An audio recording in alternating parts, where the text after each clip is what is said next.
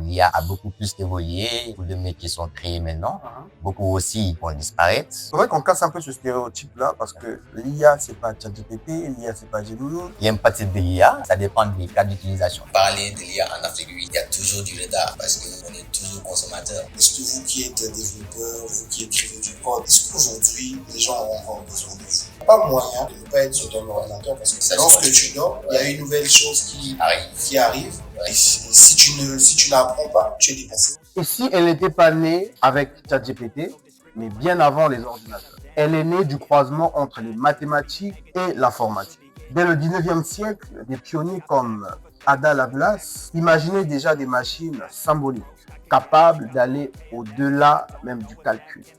Puis, Alan Turing a formalisé cette vision avec sa machine universelle, posant ainsi les bases théoriques de l'intelligence artificielle. En 1956, lors de la conférence de Dartmouth, le terme intelligence artificielle a été officiellement introduit.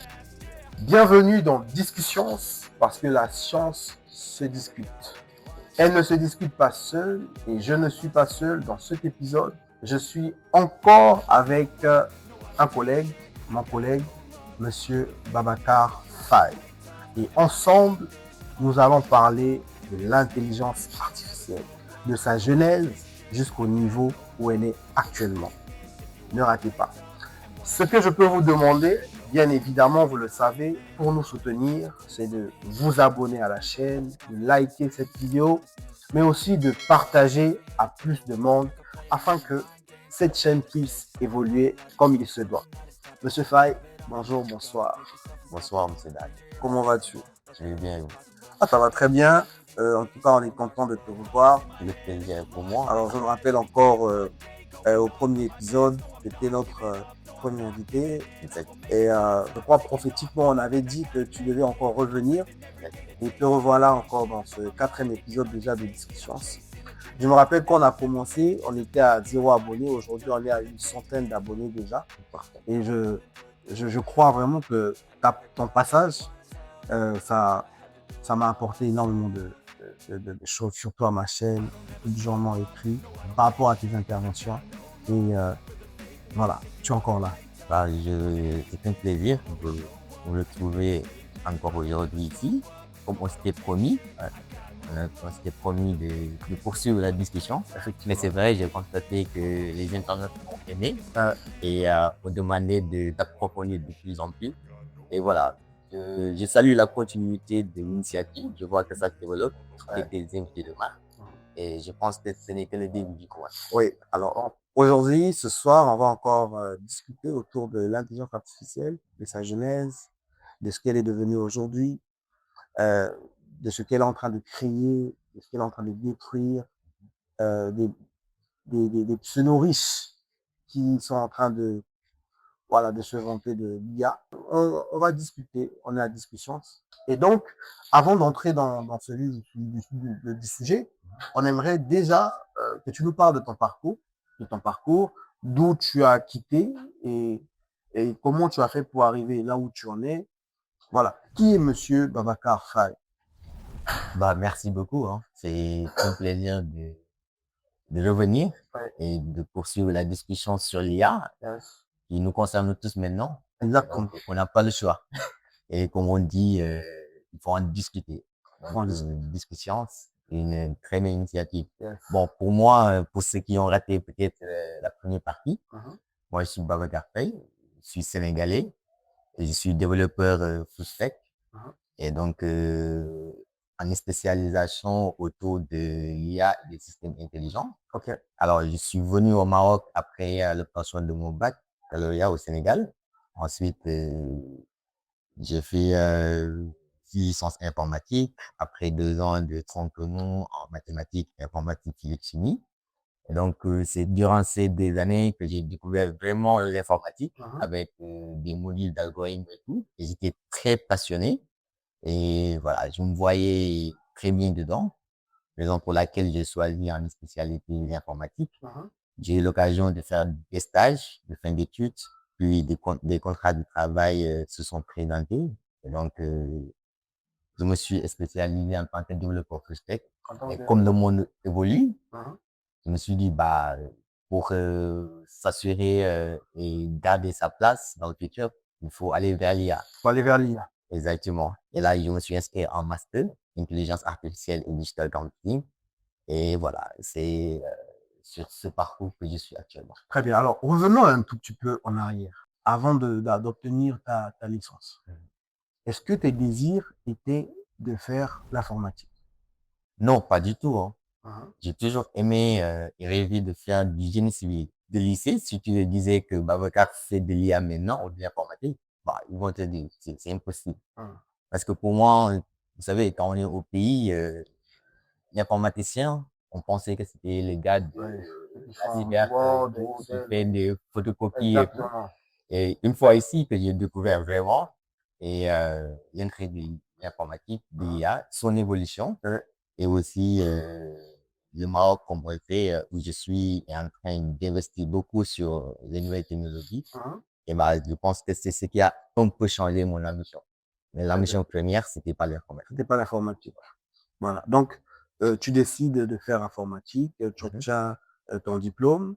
Mhm. Et est-ce que est-ce qu'on devient développeur full stack parce qu'on a obtenu un diplôme en informatique? Pas du tout. Être développeur, c'est beaucoup plus large que ça. Ouais. On peut devenir codeur parce qu'à Ouais. l'école, on nous apprend beaucoup plus à coder. À coder. Et la réalité est tellement différente que Mhm. coder seulement ne suffit pas pour devenir un développeur. Parce qu'un développeur, c'est quelqu'un qui est chargé de créer des applications, Mhm. qui doit faire trans, par où doit-on passer les données des utilisateurs. Mhm. Et donc, il y a la notion de sécurité, Ok. il y a la notion de responsabilité. Et donc, il y a beaucoup d'aspects d'architecture et technique qu'il faudra prendre en compte. Et aussi de business, Mhm. parce que l'informatique est là pour créer de la valeur. Ouais. Et pour les entreprises, il n'y a pas de valeur, bah, on est dans la poubelle. Mhm. Et donc, être développeur, c'est en plus d'être diplômé en informatique, mais aussi de toujours poursuivre dans l'apprentissage. Donc, le codeur et le développeur ne sont pas pareils. Pas du tout. Ok. Le codeur, lui, il n'est pas développeur. Il n'est pas développeur. Le développeur, c'est un codeur. Mhm. Parce que la phase de développement, c'est on l'étale. Mhm. Donc, c'est différent de coder. Parce que ça commence par le recueil de besoins. Mhm. Donc, pour le client, ça peut être un individuel comme une entreprise. Et après avoir recueilli les besoins, on fait tout ce qui est analyse, l'action de cahier de charges, Ouais. donc du management carrément. Après ça, il faut partir vers la conception, il faut concevoir le système. Et c'est après ça que l'étape de coder arrive. Mhm. Et ça s'arrête pas là. Après avoir codé, il faut tester, il faut déployer et il faut surveiller une fois en production. Mhm. Et quand il y a des failles, quand il y a des menaces, etc., il faut toujours maintenir, il faut voilà, prendre en compte l'évolution et tout. Et Mhm. donc, c'est toute une chaîne. Et voilà, coder, c'est qu'une partie du travail du développeur. Très bien. Alors, quel est le lien, selon toi, entre l'informatique et l'intelligence artificielle? Parce que je venais encore de le dire plus tôt, c'est que on a l'IA qui naît de l'informatique, mais aussi des mathématiques. Exactement. Alors, quel est le côté informatique Mhm. de l'intelligence artificielle? Exactement. Le côté informatique de l'IA, Mhm. c'est le codage. Parce que l'informatique, c'est un peu la science du traitement de l'information. Très bien. Et quand on parle d'information, on parle de data, on parle de données. Et l'IA, c'est un peu la partie qui vient s'intéresser à la machine, Mhm. de pouvoir permettre à la machine qu'on utilise pour faire transmettre l'information, pour traiter l'information, de donner à cette machine la capacité de pouvoir apprendre par elle-même, Mhm. pour être explicitement programmée pour ça. Et donc, de pouvoir faire des analyses, Mhm. la génération, et aussi de pouvoir créer des modèles, comme on dit maintenant, avec l'ère des LLM. LLM, oui. Et il y a, au fait de l'IA, comme tu l'as dit, il y a l'informatique, il y a les Les mathématiques, mathématiques, ouais. parce qu'on fait beaucoup plus de modélisation. Quand on parle de modélisation, on parle de modèle d'IA. Ouais. Modéliser, ça veut dire faire des études mathématiques, créer, trouver des fonctions mathématiques qui répondent à certaines problématiques et pour les mettre en œuvre, ces fonctions, pour pouvoir les permettre de pouvoir être utilisées par beaucoup de personnes, il faut passer au collage pour avoir un système. Un système qui pourrait être utilisé par des millions de personnes, comme c'est le cas aujourd'hui. Très bien. Donc, en réalité, ce côté informatique de l'IA est à ce niveau-là. Exactement. Alors, est-ce que l'IA d'hier, c'est l'IA d'aujourd'hui? Pas du tout. L'IA évolue et évolue très rapidement. L'IA d'hier, oui. Bon, on était toujours dans la recherche à donner à la machine cette capacité d'être autonome et de pouvoir voilà, avoir des facultés qui ont longtemps été pensées que possible à l'être humain. Mais ça existait depuis 1950. Mais avec l'évolution des LLM depuis 2017, ça a beaucoup changé l'ère des nouvelles technologies. Et donc, l'IA a beaucoup plus évolué, beaucoup de métiers sont créés maintenant, beaucoup aussi vont disparaître, pas disparaître, mais vont être automatisés. Exactement. Et l'IA évolue très rapidement. Très rapidement. Alors, dans le monde du travail, exactement, quel est l'impact de l'intelligence artificielle? Une très bonne question parce que c'est ce qui va permettre à beaucoup de gens de comprendre ce que c'est l'IA carrément. Parce que pour eux, l'IA, c'est trop abstrait. Et c'est normal parce qu'on l'explique pas. Il faudrait qu'on casse un peu ce stéréotype-là parce que l'IA, c'est pas ChatGPT, l'IA, c'est pas Gemini. Exactement. L'IA, c'est pas LLM, c'est autre chose. Voilà. Donc, c'est quoi l'impact, justement? L'impact de l'IA, ça dépend des cas d'utilisation. Et c'est sur cette phase que sont les entreprises. Et elles sont toujours en train de chercher des cas d'usage d'utilisation de l'IA. Parce que la création de la valeur, c'est ce qui importe pour les entreprises. Et la valeur, c'est vrai que c'est pas palpable. Parce que pour les gens, on parle comme on l'entend souvent sur TikTok, de monétiser. Ils veulent toujours créer de l'argent liquide. Alors que la valeur de l'IA, c'est plus que ça. J'ai l'habitude de prendre un exemple de cas d'usage que j'ai vu adopté par une entreprise. Par exemple, dans le domaine du conseil client, conseil clientèle, c'était dans une banque, je pense, et le conseil des clients passait 80% de son temps à faire des tâches administratives, à vérifier les documents, s'ils sont pas falsifiés, est-ce qu'ils sont conformes à la réglementation interne de la banque, etc. Et il connaît que 20% pour interagir avec les clients. Et les gens de l'IA de l'entreprise ont pu trouver un cas d'usage qui permet à l'entreprise de pouvoir avoir un système spécialisé dans tout ce qui est données structurées et non structurées de l'entreprise. Donc, qui prend en compte les domaines dans lesquels les produits et services que l'entreprise propose, mais aussi la réglementation interne et tous les paramètres qu'il faut prendre en compte. Et avec ce système, maintenant, le conseiller va prendre que 30 minutes pour donner à l'IA les documents. L'IA va faire l'analyse très rapidement et va lui faire un résumé. Et quand on passe de 80% de tâches administratives à 20 ou 10% de tâches administratives, là, donc, on va beaucoup plus passer de temps à interagir avec les clients. Donc, quand on interagit. Le système a été automatisé. Exactement. Et là, c'est là où la valeur arrive.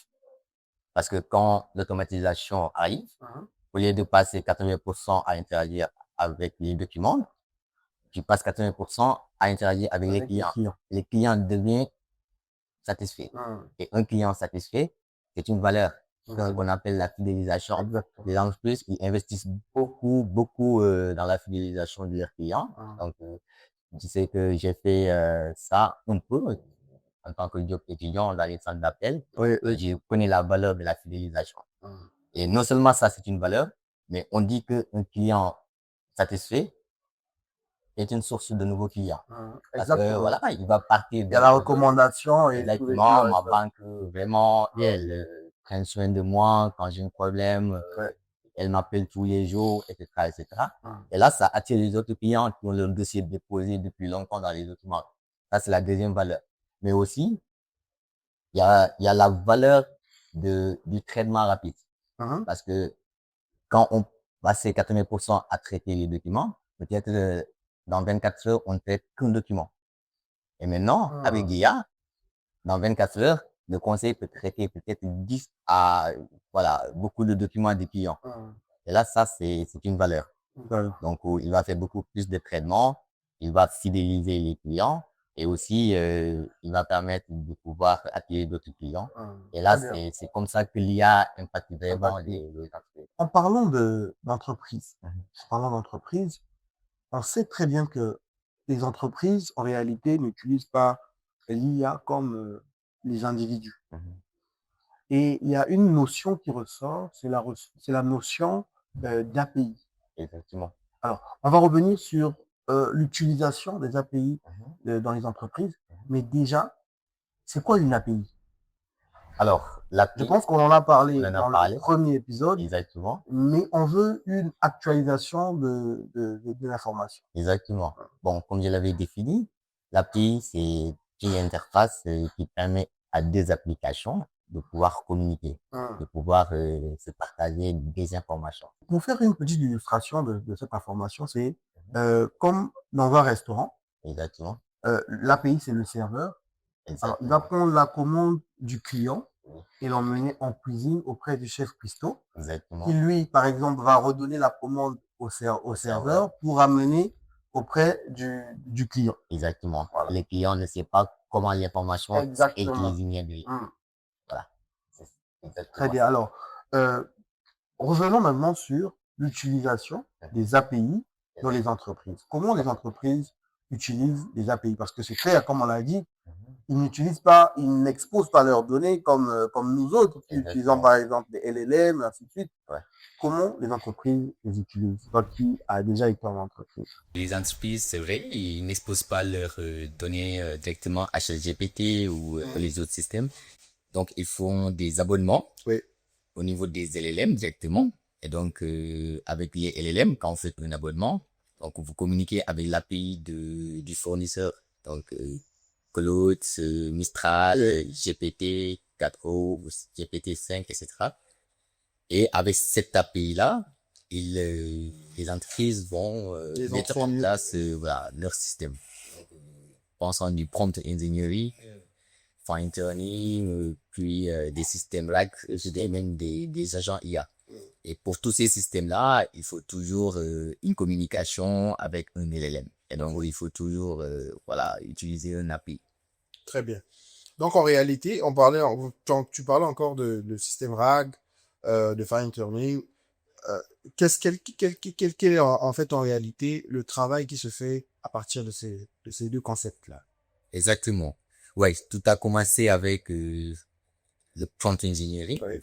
Parce que, comme on dit, c'est un métier maintenant, même si certains ne sont pas d'accord. Ils disent que c'est tout simplement une compétence. Et dans le prompt engineering, tu communiques directement avec le LLM. Okay. Tu vas utiliser le corpus de connaissances de l'LLM pour faire des requêtes, envoyer des requêtes et vérifier des réponses. Et il s'est trouvé que pour les entreprises, ils voudraient utiliser leurs propres données, donc leurs données structurées qui sont dans les bases de données structurées, dans des fichiers CSV, Excel ou dans leurs bases de données relationnelles. Et là, c'est là où le fine tuning a commencé avec le transfer learning. Donc, on prend le LLM, on fait comme si on réentraîne le LLM pour avoir un LLM spécifique au domaine de l'entreprise. Et donc, le LLM pourra répondre directement à toutes les questions en rapport avec le domaine. Et quand vous lui posez, par exemple, une question hors du domaine, du contexte, bah, il va dire, je sais pas. Et donc, pour l'entreprise, il va s'assurer que le LLM est son système est spécifique. Donc, il y a la sécurité. mais aussi pour y répondre à certaines tâches spécifiques. Mais il s'est trouvé aussi que le fine tuning a ses limites parce que les entreprises ont beaucoup plus de données non structurées que structurées. Et il y a les fichiers PDF, il y a qui contiennent les réglementations, qui contiennent les PV, les comptes rendus, etc. Il y a des enregistrements audio, des conférences, etc. De même que des images, etc. Et toutes ces données structurées-là, avec le fine tuning, c'est compliqué. Donc, c'est là où le RAG est arrivé pour permettre de pouvoir prendre en compte ces données structurées et a fait évoluer le domaine de l'IA avec l'avènement de bases de données vectorielles, de la recherche sémantique Sémantique, et aussi de tout ce qui est processus de traitement de l'information, de tokenisation, embedding, etc.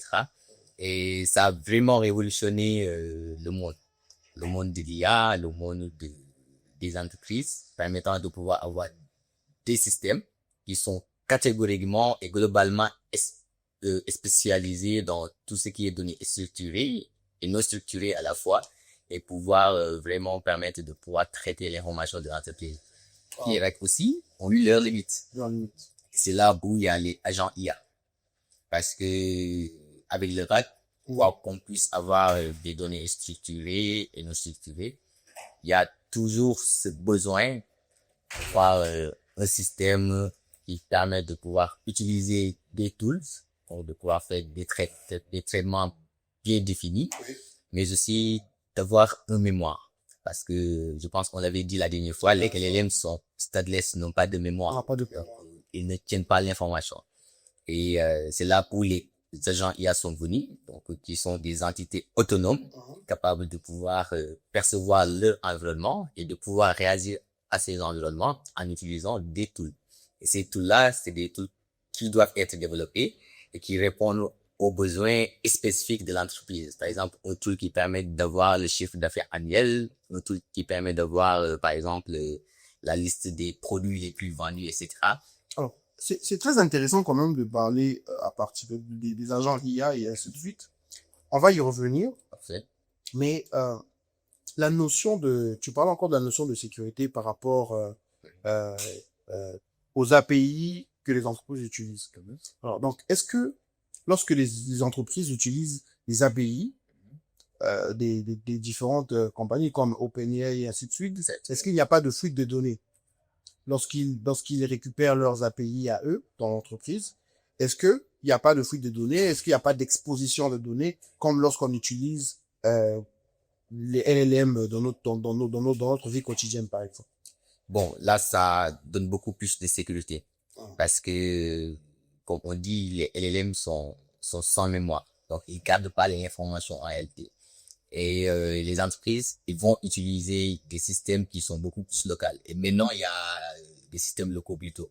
Maintenant, il y a l'avènement de Polemon, qui permet d'avoir des modèles open source, donc, qui sont au même niveau que les modèles payants. Donc, ces modèles open source-là, donc, les entreprises vont les développer, vont les utiliser au niveau local et puis les déployer. Et donc, ça donne beaucoup plus de sécurité, même si des fois, ça peut avoir des limites en matière de tout ce qui est window context et de tracking meeting, etc. Ils font souvent des abonnements, mais avec une meilleure sécurité parce que ils ont des modèles qui sont carrément les siens. D'accord. On revient sur les agents IA. Cette notion-là, c'est vrai qu'elle est vaste. Alors, elle naît d'où? De quel besoin? Ça vient d'où? Ouais. Un agent IA, c'est quand même un bon. C'est un bon qui a été fait d'être en train de chatter à passer à un agent IA. Exactement. Et l'agent, c'est ça. L'agent, c'était toujours dans le besoin d'automatisation et d'autonomisation. Parce que la première caractéristique de l'agent, c'est qu'il doit être autonome. L'agent n'est pas manipulé. Donc, tous ces systèmes-là dont on a parlé, il faut de la manipulation. Mais l'agent, il doit pouvoir percevoir son environnement via des actionneurs et de pouvoir réagir en retour à cet environnement en utilisant des tools, comme je l'ai dit. On parlera euh, d'actionneurs. Donc, plutôt, ils vont capter leur environnement via des capteurs et agir via des actionneurs. Et là, ça permet de pouvoir être autonome, de pouvoir réaliser beaucoup de tâches, de pouvoir utiliser différents tools depuis la recherche sur le web jusqu'à l'utilisation de tools spécifiques développés dans le cadre du domaine métier. Très bien. Alors donc, nous avons les agents IA qui ont été aujourd'hui vulgarisés un tout petit peu partout.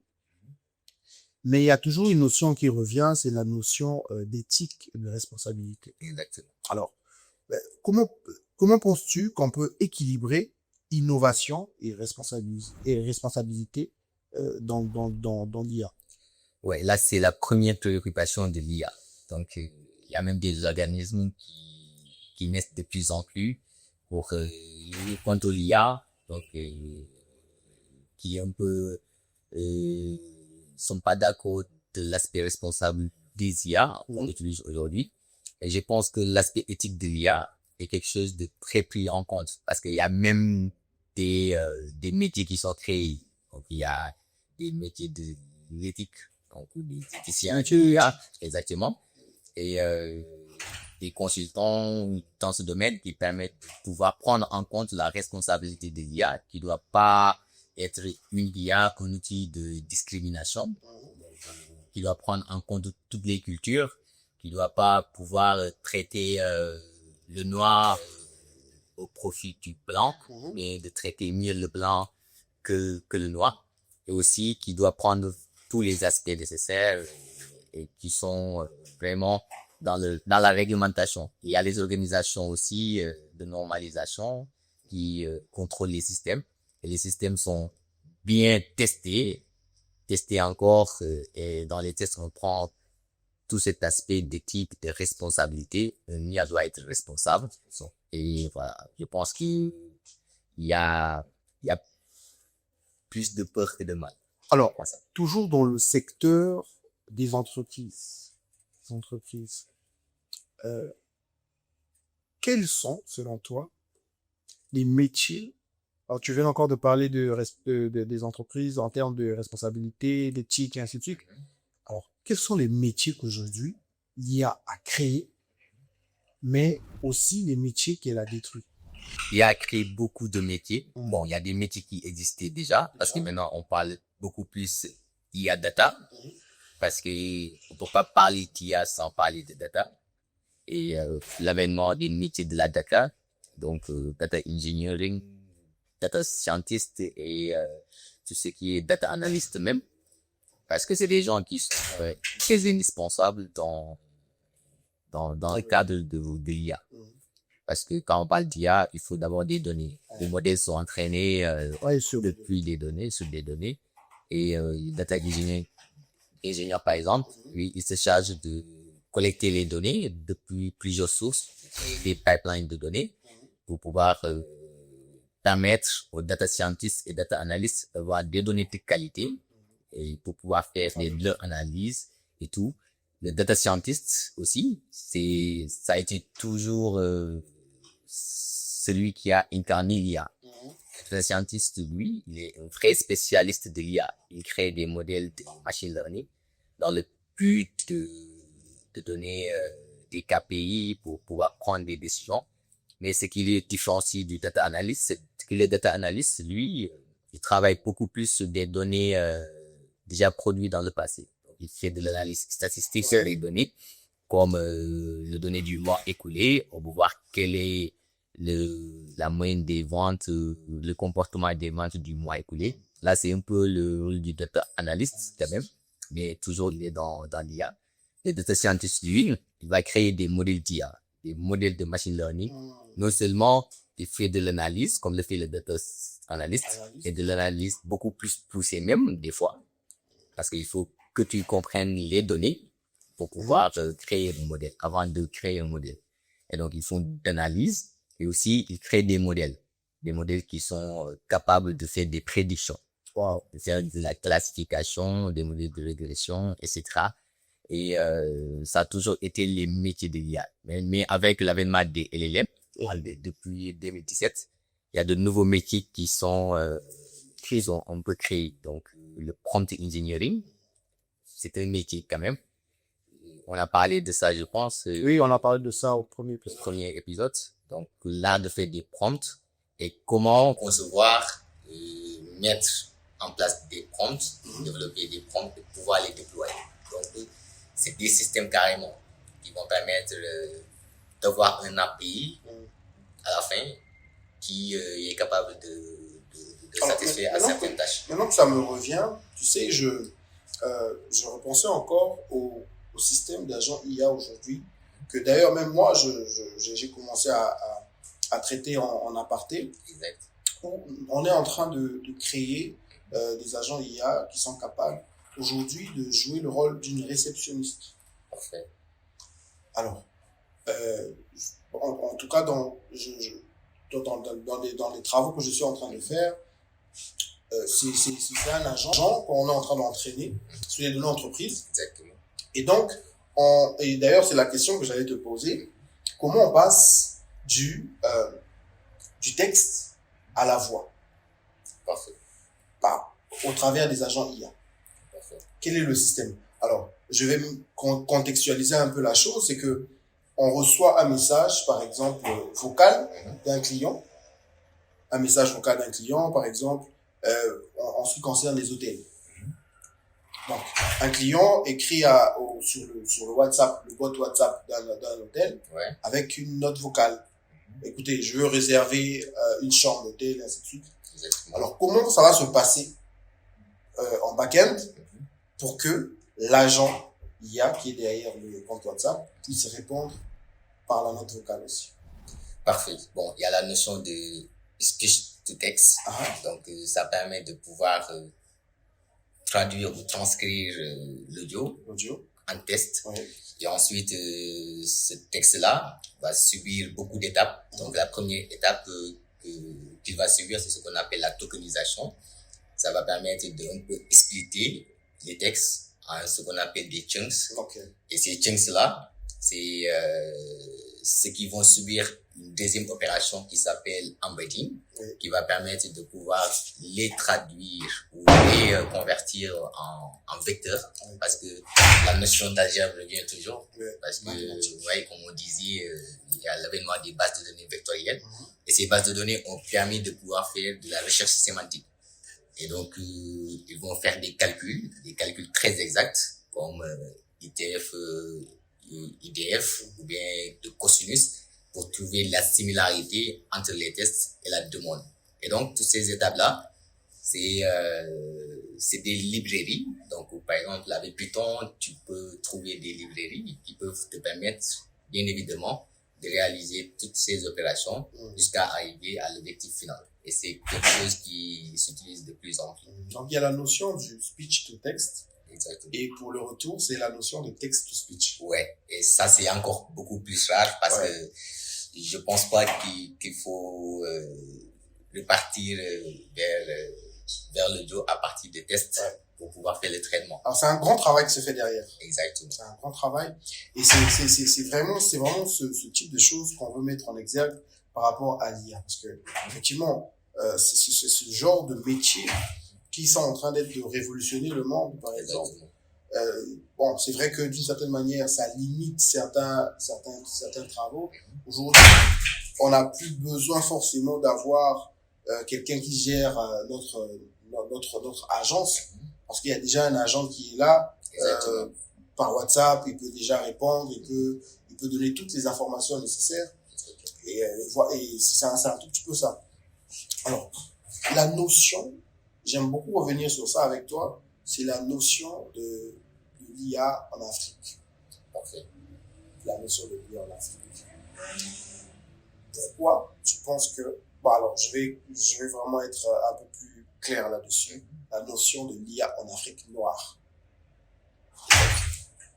Est-ce que tu constates une évolution ou est-ce que on est toujours en stagnation?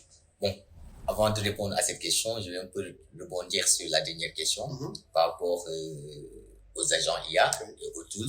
C'est vrai que les techniciens ont beaucoup vont beaucoup bénéficier de cette évolution. Mais aussi, il faut noter qu'il y a des outils no-code qui permettent aux gens non techniques de pouvoir créer des agents IA aussi. Et tous ces tools-là qui permettent de faire la conversion speech to text sont déjà existants. Par exemple, avec NVTen, tu peux avoir tous ces tools Aussi qui rapidement. permettent de te connecter à ta base de données, à tes fichiers Excel, CSV ou Exactement. Google Sheet, ou même d'envoyer des mails automatisés sans pour autant n'écrire aucune ligne de code. Aucune ligne de code. Et là, je pense que c'est l'avantage de l'Afrique et des jeunes Africains de pouvoir beaucoup plus investir dans l'éducation de ces outils, donc de l'IA globalement, pour les techniciens que pour les non-techniques. Et pour parler de l'IA en Afrique, oui, il y a toujours du retard parce que on est toujours consommateur, comme on l'avait dit la dernière fois. Je pense que les Africains doivent un peu aller vers une étude sémantique de l'évolution de l'IA. C'est vrai que les startups maintenant tech commencent à aller beaucoup plus, mais ce que je note, c'est que tous les investissements sont orientés vers des outils IoT. C'est vrai que c'est important parce que ça permet de collecter des informations par rapport à notre politique, à notre situation. Peut-être que c'est plus utile, mais derrière, le traitement est fait par l'IA. Mais pour moi, quand on parle d'évolution de l'IA, il faut qu'on ait une autonomisation. C'est-à-dire qu'on ne devienne plus dépendant de l'Occident ou des Américains. Qu'on est dans la capacité de pouvoir créer des outils qu'on va utiliser nous-mêmes. Et aussi pour les entreprises de pouvoir aller vers l'adoption de l'IA avant que ça soit trop tard. D'après les chiffres, on voit nettement que l'Afrique est très en retard. Mais quand même, Alors, les recherches sont en cours. est-ce qu'il manque à l'Afrique de créer, par exemple, une IA qui lui appartient, enfin, pas forcément à l'Afrique, mais à un pays? Aujourd'hui, par exemple, en France, nous avons Mistral. Exactement. Nous avons Mistral. Aux États-Unis, nous avons tout ce qu'il y a, OpenAI et le reste. Est-ce que il manquerait à un pays d'Afrique, par exemple, de développer son propre LLM, par exemple? Oui, et j'ai entendu un spécialiste de l'IA africain qui travaille chez Orange en Côte d'Ivoire et qui disait que la première personne qui va créer le ChatGPT de l'Afrique sera le maître du monde. Et je pense que c'est basé sur des études très sérieuses. Et voilà, je me raccorde à elle, donc c'est une dame, et je suis parfaitement d'accord avec elle. Il faut que l'Afrique ait sa propre IA. C'est peut-être inutile pour certains, raison pour laquelle ils n'investissent pas trop sur ça, parce que de ce que tu entends, il faut jamais réinventer la roue. Mais à la fin, si on veut pas être exploité, si on veut pas avoir de la souveraineté numérique, bah c'est à nous de subir les conséquences. Parce que les données qui sont exposées par les novices, les gens qui connaissent pas utiliser l'IA, c'est un peu réentraîner toujours le modèle de l'américain, lui donner beaucoup plus de force et aussi nous exposer. Plus de données aussi. Voilà, c'est pourquoi les attaques maintenant en Afrique, surtout dans nos pays, les attaques cyber deviennent très fréquentes parce que avec l'IA, les attaques sont automatisées. Et quand on n'a pas d'autonomie, quand on expose toutes nos données au système d'autrui, donc les risques augmentent et on subit les conséquences. Très bien. Alors, parlons d'une notion qui aujourd'hui est très courante, le vibe coding. Aujourd'hui, est-ce que vous, les développeurs full stack, est-ce que vous qui êtes développeurs, vous qui écrivez du code, est-ce qu'aujourd'hui, les gens ont encore besoin de vous? Alors, parce que on a le vibe coding qui est là aujourd'hui, où on peut écrire du code, on peut écrire la structure d'une application en utilisant l'IA. Exactement. Je regardais encore récemment une formation où la formation du monsieur, c'était créer un SaaS avec l'IA. Exactement. Créer une application avec l'IA. Et il le fait du début à la fin. c'est vrai, certainement que le monsieur, c'est quelqu'un qui connaît l'informatique, qui connaît les langages informatiques. Mais sa formation a été axée sur le no-code. Parfait. Donc, tout ce qu'il faisait, c'était d'aller sur ChatGPT, génère-moi quelques idées d'applications. ChatGPT lui génère des applications. Il choisit une application. Et qu'est-ce qu'il fait? Il dit, bon, je veux telle application, je vais utiliser tel site pour le faire. Donne-moi la structure. Alors là, le ChatGPT lui donne le Git init, le Git ignore, la structure de l'application, de sa chaîne, et il lui donne tout le code nécessaire. Exactement. Alors, est-ce que nous, on aura encore besoin de vous? Bon, mais je doute qu'il ait parlé dans ses formations des types d'attaques, de l'injection SQL, du CSRF, ou bien de l'injection JavaScript, ou bien de principes clean code, de principes solides, de DDD, de BDD, ou d'architecture microservices, Des d'architecture... attaques, la gestion des attaques. Exactement. D'authentification, d'autorisation, de tokens, de sections. Et là, c'est là le rôle du développeur. C'est-à-dire, au-delà du code, il prend en compte tout ce qui est sécurité applicative, donc la sécurité des utilisateurs qui doivent utiliser la plateforme, mais aussi beaucoup plus d'aspects. Partant de la scalabilité, est-ce que l'application doit être scalable? Aujourd'hui, s'il est utilisé par 10 personnes, et si dans le futur, il est utilisé par des millions de personnes, donc il doit être, pouvoir grandir à l'échelle, donc la scalabilité, et beaucoup de notions de sécurité, de robustesse du système.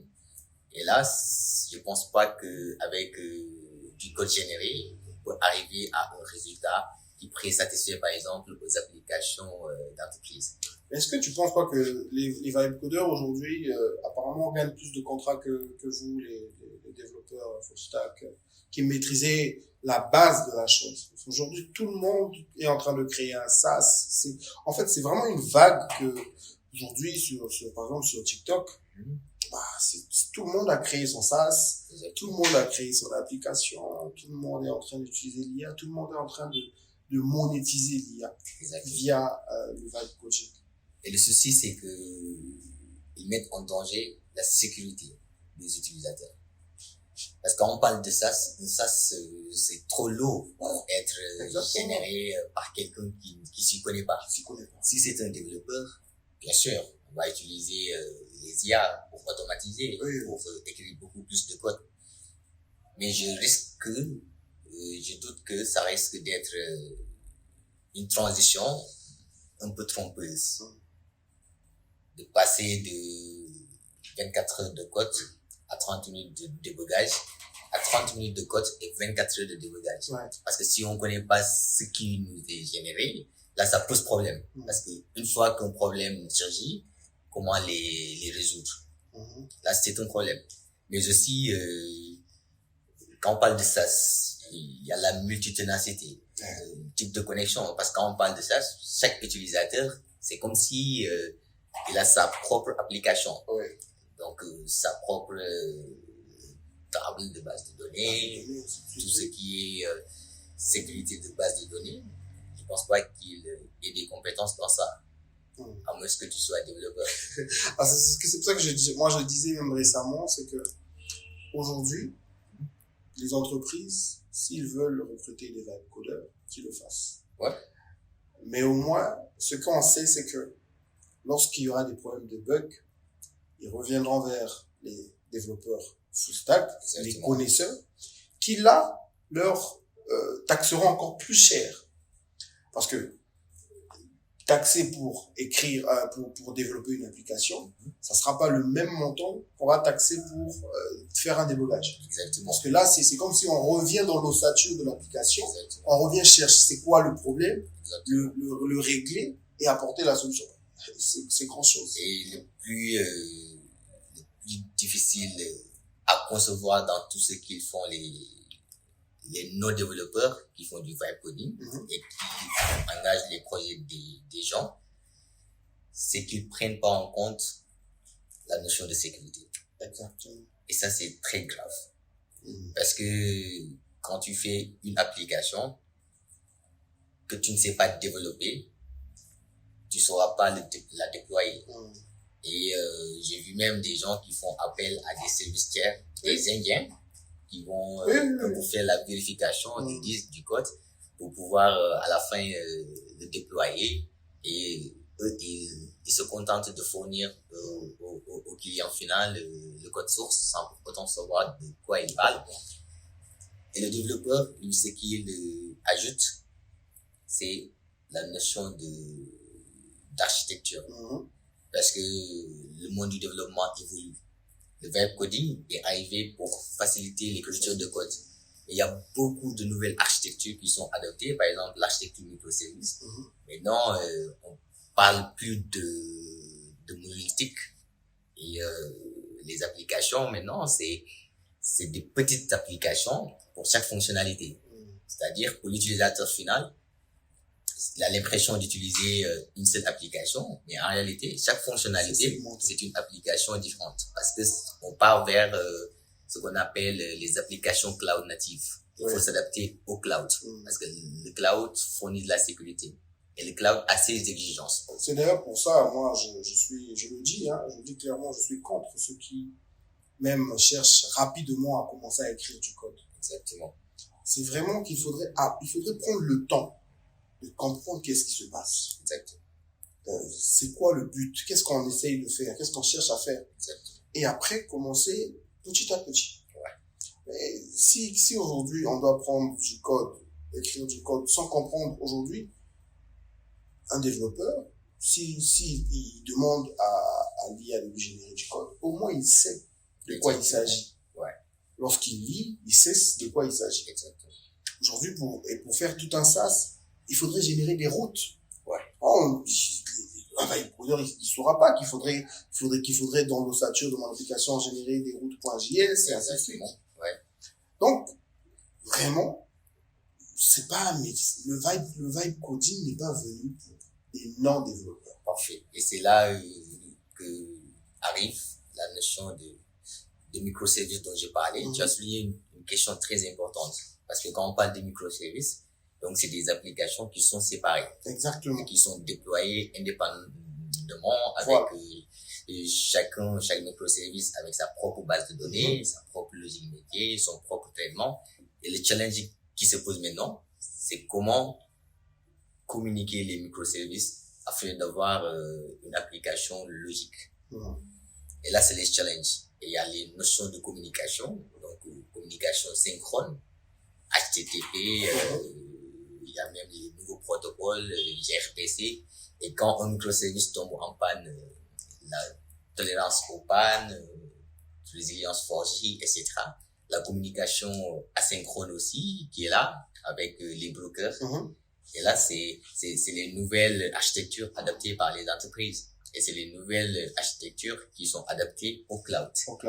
Et ça, c'est des vrais challenges que même les développeurs qui utilisent les IA pour générer du code sont en difficulté de pouvoir mettre en place très facilement.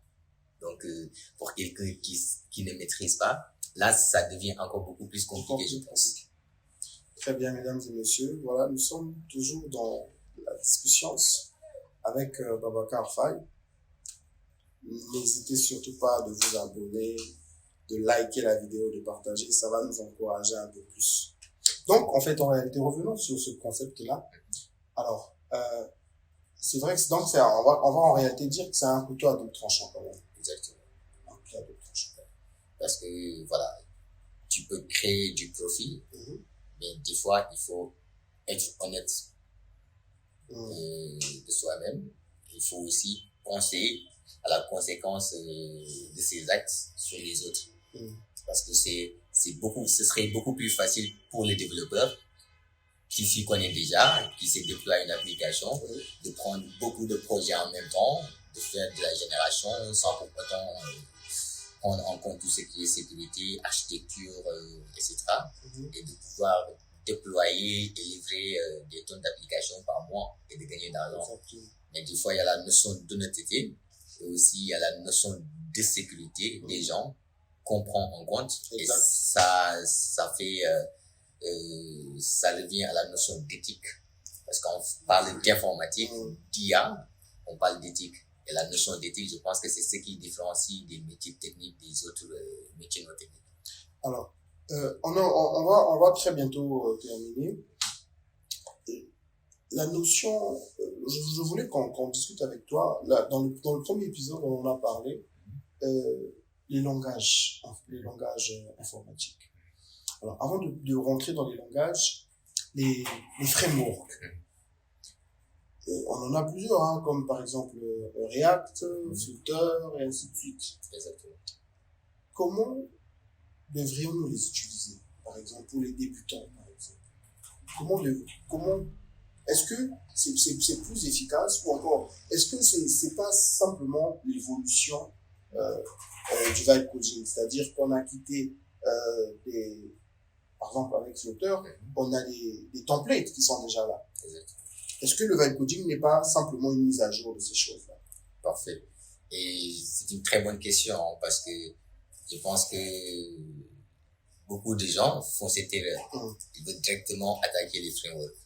Ils ne savent pas que les frameworks sont basés sur le langage initial. Par exemple, quand on parle de Flutter, son langage, c'est le Dart, qui est utilisé pour développer. Quand on parle de React, donc il y a JavaScript, il y a TypeScript, parce que JavaScript a connu ses limites, parce que avec le typage dynamique, là, ça crée beaucoup de problèmes en production.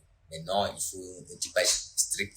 Et maintenant, tout le monde utilise beaucoup plus TypeScript pour assurer qu'il n'y a pas d'erreur une fois en production.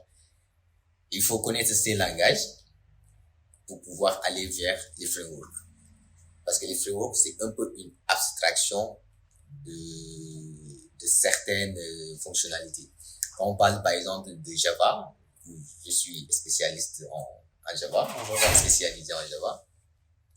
Et en Java, depuis longtemps, les entreprises utilisaient une technologie qu'on appelle Java Enterprise Edition, J2E, pour développer des applications. Mais il s'est trouvé que on passait beaucoup plus de temps à faire de la configuration qu'à se concentrer sur la logique métier. Exactement. Il faut configurer la base de données, mettre tous les gens d'Hibernate, etc., faire de l'autoconfiguration, JDBC, etc.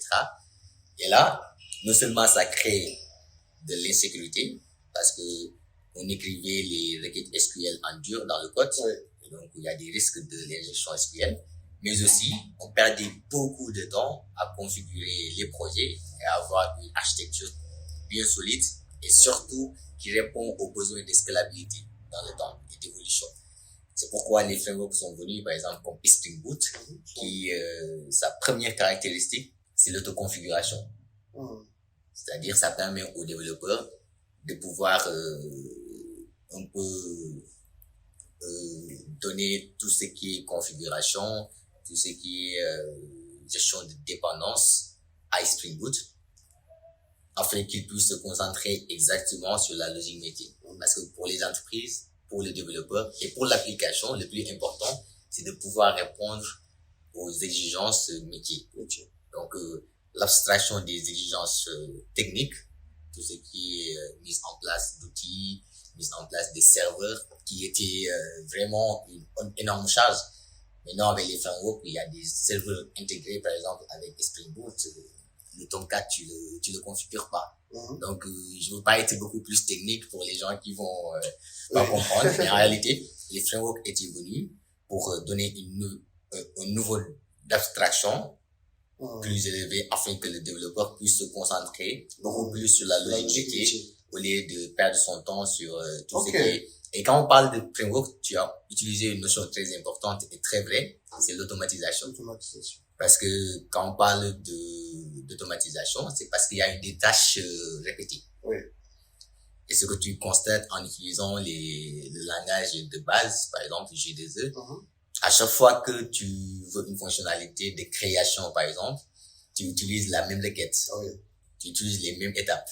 Et la même chose que tu as fait pour produit, si tu veux faire pour paiement, tu vas tout simplement faire copier-coller et remplacer produit par paiement. Et là, quand il y a une répétition, voilà, les experts du domaine disent, mais pourquoi pas créer un framework qui va permettre de faire ça, afin que nous puissions nous concentrer sur vraiment l'essentiel. Et c'est ça l'objectif du framework. Adopter une certaine architecture et donner la main aux développeurs de pouvoir se concentrer vraiment sur ce qui est essentiel. C'est essentiel. Très bien. Très bien. Waouh, c'est très intéressant ce que tu es en train de nous expliquer. C'est vrai que ça donne envie, hein, quand même, lorsqu'on s'assoit en écoutant des gens qui connaissent le domaine, ça te donne envie d'apprendre. Ça te donne envie, surtout, visiblement, l'informatique, aujourd'hui, c'est un domaine qui est recherché. Tout le monde veut faire informatique, tout le monde veut quitter la médecine. Je vois sur Internet comment les gens se reconditionnent. Exactement. Il y a des gens qui étaient dans le conseil, qui sont... Moi, je sais, tout ce qui me demande comment, la question c'est comment devenir développeur en 3 mois. et ils attendent que tu leur dis, bah, c'est possible. Ils te forcent à être avec eux. Et donc, là, c'est souvent le problème. Il faut être honnête avec les gens. Écrire du code en 3 mois ou apprendre à coder en 3 mois, c'est possible. Et devenir développeur en 3 mois, je crois pas. Parce que d'ailleurs, même les développeurs continuent d'apprendre. D'apprendre. Tous les jours. Les technologies évoluent très rapidement. Je te dis, ça étonne les gens, certaines personnes, lorsque tu lui dis que quand tu discutes avec les gens, tu lui dis que tu es sur ton ordinateur. Ouais. Tout le temps, ça étonne. Pourquoi? Parce que on te dit tout le temps, tu es toujours sur ton ordinateur. Mais c'est, en fait, il y a pas moyen de ne pas être sur ton ordinateur parce que c'est l'apprentissage. Lorsque tu dors, il y a une nouvelle chose qui arrive. Ouais. Et si tu n'apprends pas, tu es dépassé. Et c'est une compétence exigée maintenant, lors des offres d'emploi. La capacité, du développeur à la veille technologique. Exactement. Il doit savoir utiliser les outils de veille technologique comme Google Alert pour être à jour par rapport aux évolutions et pour pouvoir, et même il organise souvent maintenant des formations continues, internes pour pouvoir suivre l'évolution technologique. Alors, j'ai une petite question pour toi. C'est quoi un développeur full stack? Bon, ce sera très difficile de définir maintenant. Je te coupe pas, mais tout le monde aujourd'hui utilise ce terme. Exactement. J'ai eu mon diplôme en informatique, je suis développeur full stack. Ça veut dire quoi? Bon, je pense que ce sera très difficile de le définir. Parce que quand on parle de full stack de l'époque, c'est celui qui faisait à la fois du back-end et du front-end. Parce que le développement, c'est ça. Qu'on fait du développement mobile ou web, il y a toujours le back-end et le front-end. Et donc, le back-end, c'est un peu la logique métier. Donc, ce qui n'est pas visible, mais tout ce qui permet de pouvoir se faire une communication avec le serveur, de pouvoir interagir avec la base de données, et de pouvoir faire tout ce qui est autorisation, connexion et des transactions, par exemple, en domaine bancaire. Et le front-end, c'est ce qui est visible, l'interface, les boutons, la structure, un peu le style. L'interaction avec l'utilisateur. Exactement. Et quand on parle de développement mobile, on fait allusion au front-end mobile. Parce que c'est différent quand même, parce qu'il faut un système qui doit être adapté au système d'exploitation, iOS et Android. Pourquoi? C'est pas le même développement que le web, où on utilise d'autres langages d'ailleurs. Mais c'était ça, le back-end et le front-end. Et le front-end qui peut être mobile ou du front-end web. Mais maintenant, vu l'évolution des technologies et la tendance dans les offres d'emploi, être développeur full stack, c'est être à la fois back-end, front-end, faire du DevOps, pouvoir faire de la containerisation, du déploiement automatique, CI/CD, etc., du monitoring, tu vois. C'est trop exigé. Donc, non seulement tu fais du back-end, tu fais du front-end, tu dois pouvoir faire des tests, donc faire des tests unitaires, des tests d'intégration, et même des tests end-to-end, et aussi pouvoir déployer ton application, soit dans des containers, soit dans des serveurs, dans le cloud, aussi pouvoir automatiser le déploiement, donc du CI/CD, c'est la tendance maintenant. C'est toutes les offres d'emploi que je vois, développeur full stack, il y a toujours cet aspect DevOps. Alors qu'à l'époque, c'était vraiment des métiers, Alors, c'est un grand terme, alors. ouais, c'est trop exigé. C'est pourquoi le rôle même est trop lourd à porter. Donc, ça veut dire qu'il faudrait faire attention pour Exactement. pouvoir dire à haute voix, je suis développeur full stack. Exactement. De nos jours, c'est très difficile à définir un développeur full stack. À l'époque, quand on parlait de full stack de base, c'est ce qui ça faisait back-end et front-end. Exactement. Très bien. Monsieur Faye, quel conseil que tu donnais? Quels sont les conseils que tu as à donner en tant qu'aujourd'hui, tu développes depuis plus d'une année maintenant? Quels sont les conseils? Déjà, quelles sont les erreurs? On va commencer par les erreurs que tu as rencontrées sur ton parcours à ce niveau-là. Et quels sont les conseils que tu peux donner à des novices, à ceux qui sont venus après toi, pour éviter ces erreurs-là? Alors là, on est toujours dans le domaine de l'informatique. Exactement. Pour moi, je pense qu'il faut toujours commencer par les bases. D'abord, connaître où tu dois commencer. Connaître quoi tu veux faire et aussi avoir qui pour te guider.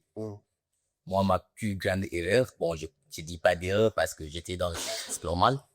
Avant de faire mon stage, je me disais que j'étais développeur full stack aussi parce que je me contentais des projets académiques qui tournaient, des sites e-commerce, des applications qui marchaient très bien.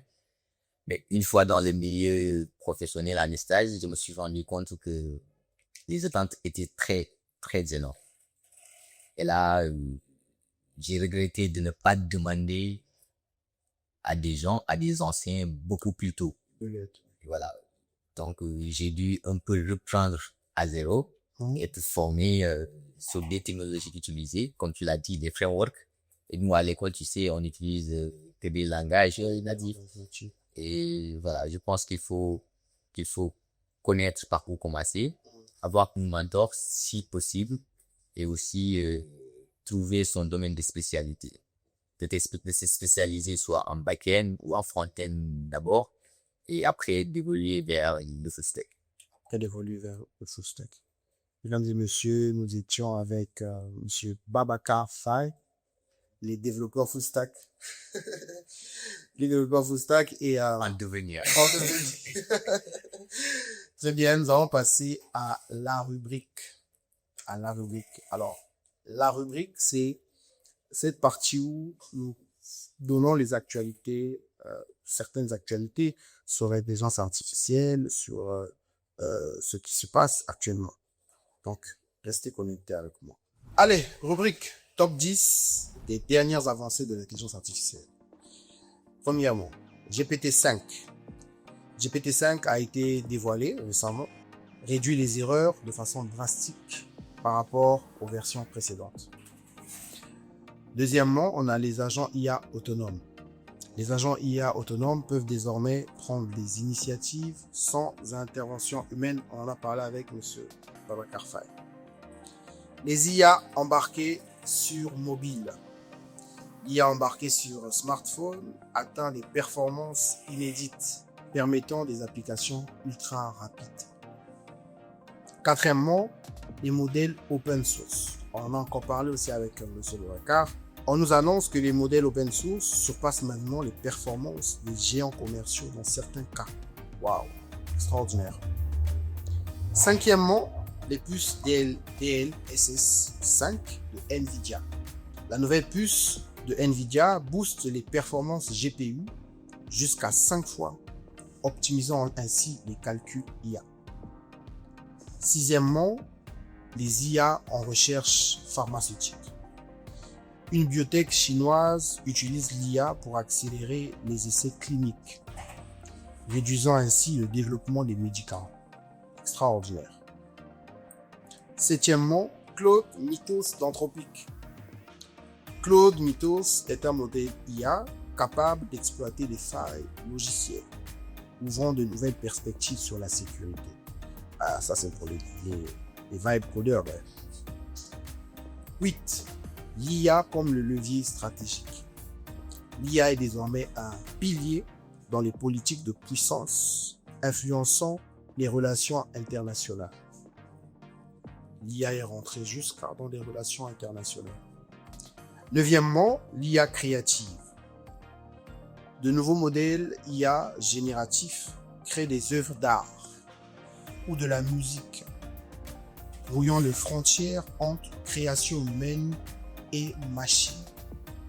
Et pour finir, IA et cybersécurité. L'IA est utilisée pour anticiper les cyberattaques, analysant des milliards de données en temps réel. C'était tout pour la rubrique. Monsieur Faye, on tend vers la fin. On aimerait déjà te remercier, te dire merci pour ta disponibilité, ton passage, ta connaissance que tu es venu partager volontairement avec nous ici. Quel est ton mot de fin? Merci beaucoup, Monsieur David. C'est moi qui vous remercie vraiment de me donner l'occasion de discuter de la science. Comme le titre, discussion, ça se nécessite, comme vous le dites. Et vraiment, je suis ravi de revenir. Et voilà, de partager, constater que c'est en partageant qu'on apprend beaucoup plus rapidement. Exactement. Parce que ça nous pousse à faire beaucoup plus de recherches, à apprendre beaucoup plus vite et tout, vu les attentes derrière.